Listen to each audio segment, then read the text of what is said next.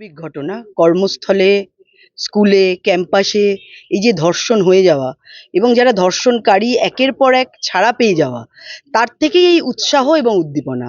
এবং তার থেকেই একের পর আমরা দেখতে পাচ্ছি যে ডাক্তার, পড়ুয়ারা তারা পর্যন্ত এই ধর্ষণের শিকার হচ্ছে, বারবার মৃত্যুমুখে যাচ্ছে। আমরা অভয়ার থেকে সেই উদাহরণ পেয়ে থাকি। তো স্বভাবতই পশ্চিমবঙ্গে আইনের শাসন নেই এবং যারা ধর্ষণকারী তাদের বারবার যেহেতু আড়াল করা হয়, তো সেখান থেকেই উৎসাহ আসছে।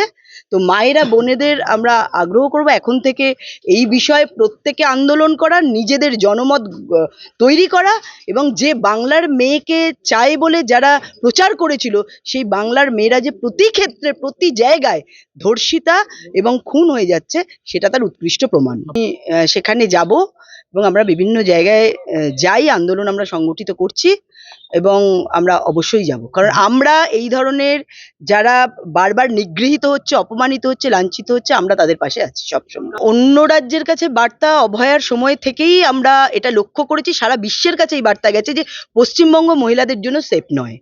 এবং একজন ডাক্তারি পড়ুয়া, একজন উকিল, তার ক্যাম্পাসে নার্স, তারা ধর্ষণ হচ্ছে, কোথাও খুন হচ্ছে। তো এটা আমাদের মাথা নিচু হয়ে যায় সারা ভারতবর্ষের অন্যান্য রাজ্যের কাছে শুধু নয়, বা এই ভারতবর্ষের বাইরে অন্যান্য দেশের কাছেও, যেখানে এই সংবাদ পরিবেশিত হচ্ছে। এইটা একটাই এটার বিষয়, এটা হচ্ছে এই সরকার পরিবর্তন। কারণ এই সরকার, যারা এরম রেপ হচ্ছে প্রত্যেক জায়গায়, এই যে একটু আগে আমি শুনছিলাম যে কলকাতা সব থেকে সেফেস্ট সিটি, কি করে হয়? কারণ এখানে কোনো রকম এই যে বিভিন্ন ধরনের যে অভিযোগ, সেই অভিযোগই থানায় নেওয়া হয় না। তো অভিযোগের ভিত্তিতেই তো এটা হয় যে কোনটা সেফ আর কোনটা আনসেফ। তো আমরা কার্যক্ষেত্রে প্রত্যক্ষভাবে দেখতে পাচ্ছি প্রত্যেকদিন কমসে কম 5 জন করে মহিলা, যেটা রেকর্ড হচ্ছে, তারা ধর্ষণ হচ্ছে। তারপরেও আমরা বলছি সেফেস্ট সিটি। তার মানে এখানে যারা ধর্ষিত হচ্ছে, যারা এই ধরনের ঘটনা ঘটছে, তাদের কোনো অভিযোগ লিপিবদ্ধই করা হয় না, যার জন্য এত ঘটনার পরেও গলা উঁচু করে আমাদের সরকার বলে যে কলকাতা সেফেস্ট সিটি। এটা খুব লজ্জাজনক এবং মর্মান্তিক। সিসিটিভি তো অপরাধীদের জন্য নয়, খুনিদের জন্য নয়, সিসিটিভি যারা আন্দোলন করবে তাদের জন্য।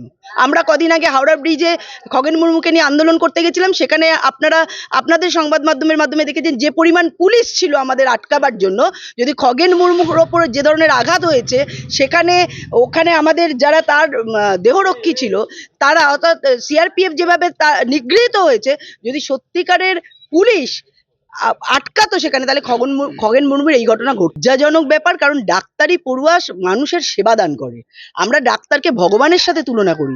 তো সেই ডাক্তাররা বারবার রেপের শিকার হচ্ছে, খুন হচ্ছে, নিগৃহীত হচ্ছে।